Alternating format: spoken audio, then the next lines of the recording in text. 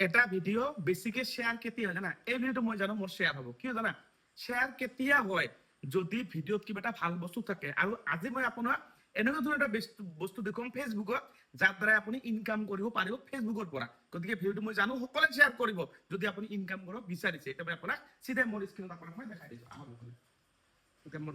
এইটো চাওক মোৰ প্ৰফাইল না 256K। আপোনাৰ ইনকাম কেনেকৈ হ'ব? ডেশবৰ্ডত যাব, গৈ কিনে মনিটেশ্যনত যাব।